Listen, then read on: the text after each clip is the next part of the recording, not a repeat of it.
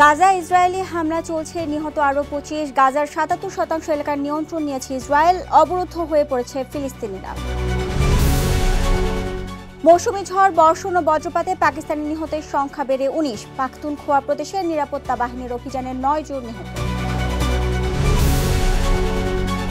যুক্তরাষ্ট্রের আকাশ প্রতিরক্ষা ব্যবস্থা শক্তিশালী করতে গোল্ডেন ডোম তৈরির ঘোষণা ট্রাম্পের। তার মেয়াদকাল শেষের আগেই চালু হবে এটি। এবং সৌদি আরবের 27 মে কোরবানি ঈদের চাঁদ অনুসন্ধানের আহ্বান জানিয়েছে দেশটির সুপ্রিম কোর্ট।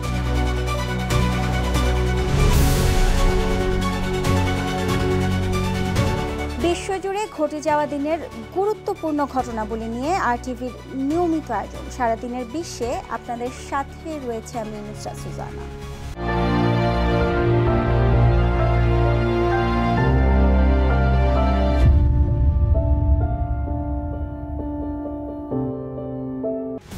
ইসরায়েলের প্রধানমন্ত্রী নেতানিয়াহুর পুরো গাজা দখলের পরিকল্পনা বাস্তবায়নে জোরে সরে এগিয়ে যাচ্ছে ইসরায়েল। উপত্যকাটির ৭৭% জায়গা দখল করে নিয়েছে তারা। এতে ক্ষুদ্র জায়গায় অবরুদ্ধ হয়ে পড়েছে ফিলিস্তিনিরা। অবিরাম হামলা ও অনাহারে তাদের দুর্দশা বাড়ছে বহুগুণে। রোববারও গাজায় অন্তত ৫৭ জন নিহত হয়েছে, আহত হয়েছে ১৫০ জন। এদিকে ফিলিস্তিনকে স্বাধীন রাষ্ট্রের স্বীকৃতি দেওয়ার ঘোষণা দিয়েছে ইউরোপের দেশ মাল্টা। সামদানি রিপোর্ট। মৃত্যু উপত্যকায় পরিণত হওয়া ফিলিস্তিনের গাজা ভূখণ্ডে প্রতিনিয়ত তীব্র হচ্ছে ইসরায়েলি নৃশংসতা। নতুন করে শুরু হওয়া স্থল অভিযান অপারেশন গিডিয়ন চ্যারটের মাধ্যমে বিভীষিকার নতুন অধ্যায় শুরু করেছে নেতানিয়াহুর সরকার। সরাসরি হামলা ও বাহিনী মোতায়েনের মাধ্যমে গাজার ৭৭% এলাকা নিয়ন্ত্রণে নিয়েছে ইসরায়েল। এসব এলাকা থেকে হয় ফিলিস্তিনিদের চলে যেতে বলা হয়েছে, না হয় গুলি চালানো হচ্ছে। এতে নিজ ভূমি থেকে আবারও বিতাড়িত হওয়ার আশঙ্কা করছে ফিলিস্তিনিরা। গাজা জুড়ে বেড়েই চলছে ইসরায়েলি হামলা। রোববার রাতভর ইসরায়েলি বিমান ও ট্যাঙ্কের গোলায় প্রাণ হারিয়েছে অন্তত ৫৭ ফিলিস্তিনি। এর মধ্যে খান ইউনিসের আশ্রয় কেন্দ্রে পরিণত হওয়া এক স্কুলেই হামলায় নিহত হয়েছে ২৫ জন। ফিলিস্তিনিরা ছাড়াও চলমান নৃশংসতায় গাজায় বিশ্বের বিভিন্ন দেশের মোট ২২০ জন সাংবাদিক নিহতের তথ্য জানিয়েছে আল জাজিরা। গাজা উপত্যকায় তীব্র খাদ্য সংকটের কোনো সমাধান হচ্ছে না। ইসরায়েলের পক্ষ থেকে ৩০০ ত্রাণবাহী ট্রাক গাজায় প্রবেশ করেছে এমন দাবি করা হলেও বাস্তবের চিত্র ভিন্ন। মাত্র ৯২টি ট্রাক রাফা ক্রসিং পেরিয়ে উপত্যকাটিতে পৌঁছেছে বলে এক প্রতিবেদনে জানায় আল জাজিরা। এদিকে ইসরায়েলকে স্বাধীন রাষ্ট্রের স্বীকৃতি দেওয়ার ঘোষণা দিয়েছে ইউরোপের দেশ মাল্টা। রোববার দেশটির প্রধানমন্ত্রী রবার্ট এবেলা এক সভায় এ ঘোষণা দেন। এ সময় ইসরায়েলের বিরুদ্ধে কঠোর ব্যবস্থা নিতেও ইউরোপিয়ান নেতাদের আহ্বান জানান এবেলা। সামদানি প্রত্যয়, RTV।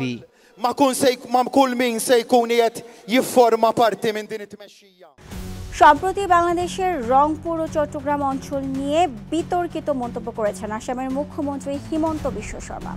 রোববার সামাজিক যোগাযোগ মাধ্যম এক্সে বাংলাদেশের মানচিত্রের ছবি পোস্ট করে তিনি দাবি করেন, বাংলাদেশের নিজস্ব 2টি চিকেন নেক রয়েছে, যেগুলো ভারতের চেয়ে বেশি ঝুঁকিপূর্ণ।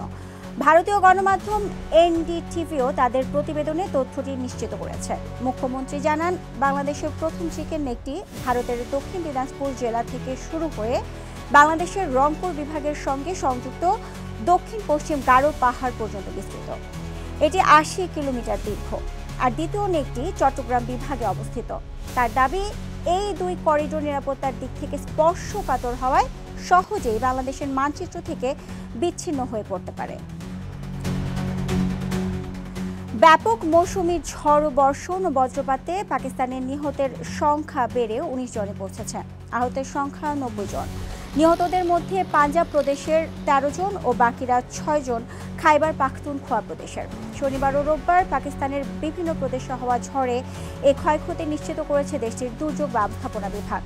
দেশটিতে এবছর স্বাভাবিকের থেকে অনেক আগ থেকেই মৌসুমি বায়ু ও একই সঙ্গে প্রচণ্ড ঝড়, বৃষ্টি, বজ্রপাতের মতো ঘটনা ঘটছে।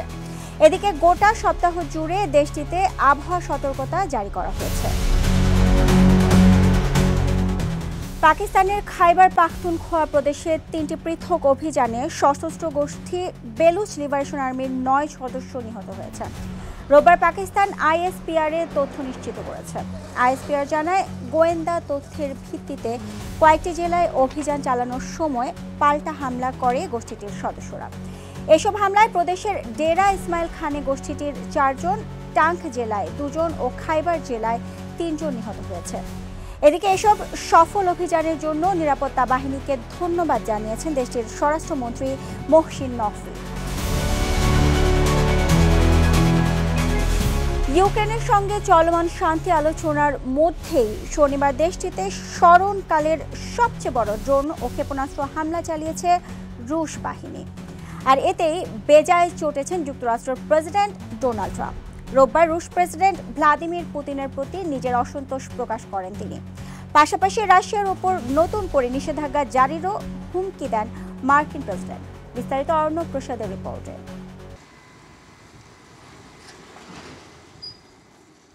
এবার রাশিয়ার প্রেসিডেন্ট ভ্লাদিমির পুতিনের ওপর ক্ষোভ ঝেড়েছেন যুক্তরাষ্ট্রের প্রেসিডেন্ট ডোনাল্ড ট্রাম্প। রোববার নিউ জার্সি অঙ্গরাজ্য থেকে রাজধানী ওয়াশিংটনে ফেরার সময় সাংবাদিকদের সঙ্গে কথোপকথনে পুতিনকে পাগল বলেও আখ্যা দেন তিনি। আমি তার উপর খুশি নই। যখন আমরা যুদ্ধ শেষ করার জন্য সংলাপ শুরু করেছি, সে সময় কিয়েভ ও অন্যান্য শহরে ড্রোন হামলার নির্দেশ দিয়েছেন পুতিন। এটা আমার ভালো লাগেনি। রাশিয়া যুক্তরাষ্ট্রের আহ্বান উপেক্ষা করে ইউক্রেনীয় ভূখণ্ডে হামলা অব্যাহত রাখলে মস্কোর উপর নতুন করে নিষেধাজ্ঞা আরোপের হুমকিও দেন ট্রাম্প। এর আগে গেল শনিবার রাতভর ইউক্রেনে ৩৬০টিরও বেশি ড্রোন ও ক্ষেপণাস্ত্র হামলা চালায় রুশ সেনাবাহিনী। এতে অন্তত 12 ইউক্রেনীয় নাগরিক নিহত হয়। প্রায় 3.5 বছর ধরে চলা রাশিয়া ইউক্রেন যুদ্ধে এটি রুশ বাহিনীর সর্ববৃহৎ ড্রোন হামলা বলে দাবি করেছে একাধিক আন্তর্জাতিক গণমাধ্যম।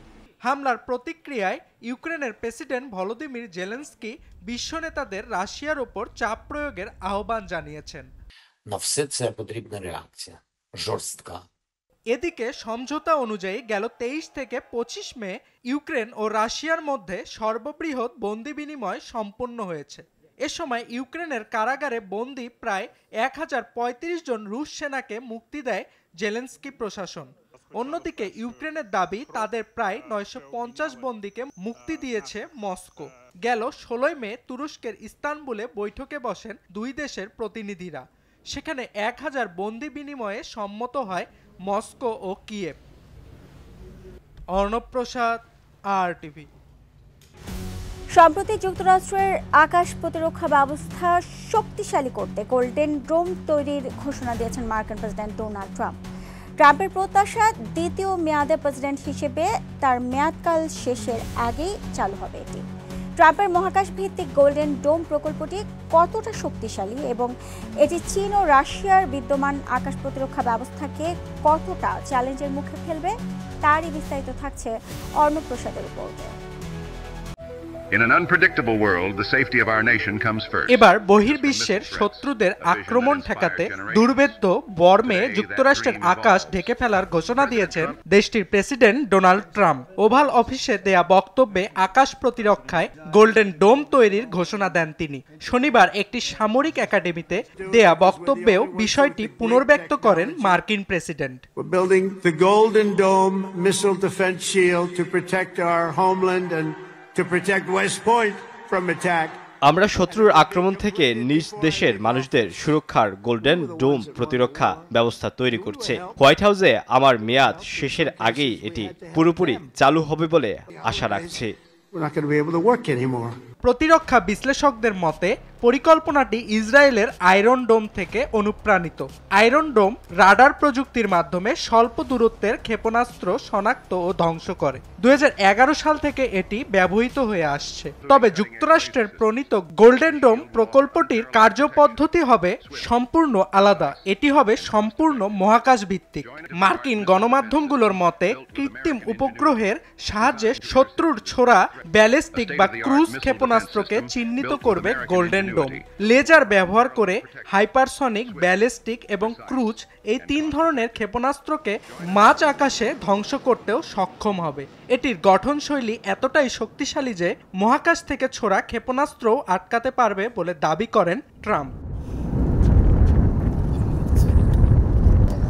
যুক্তরাষ্ট্রের center on cyber and technology ইনোভেশনের সিনিয়র ডিরেক্টর মার্ক মন্টগোমেরির মতে গোল্ডেন ডোম 3 বা 4টি গ্রুপে বিভক্ত শত শত স্যাটেলাইটের ওপর নির্ভর করবে। শুরুতে উৎক্ষেপণ পর্যায়ে শনাক্তে কয়েকশো স্যাটেলাইট থাকবে, এরপর কিছু সিরিজ ট্র্যাকিং ও ফায়ারিং নিয়ন্ত্রণের কাজ করবে, সবশেষে থাকবে অস্ত্র বহনকারী এঙ্গেজমেন্ট স্যাটেলাইট, যেগুলো মূলত অস্ত্র বা শত্রুর ছোড়া ক্ষেপণাস্ত্র ধ্বংস করার জন্য ব্যবহৃত হবে।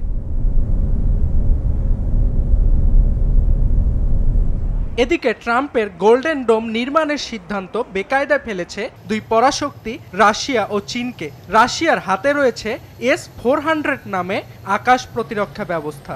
একসঙ্গে মোট ৮০টি লক্ষ্যবস্তুর ওপর আঘাত হানতে সক্ষম এটি। তবে ট্রাম্পের মহাকাশ ভিত্তিক মডেলটি বাস্তবায়িত হলে তা রাশিয়ার প্রতিরক্ষা ব্যবস্থাকেও হুমকির মুখে ফেলবে। অন্যদিকে ট্রাম্পের প্রকল্পটিকে আন্তর্জাতিক নিরাপত্তার জন্য হুমকি স্বরূপ বলে জানিয়েছে বেইজিং।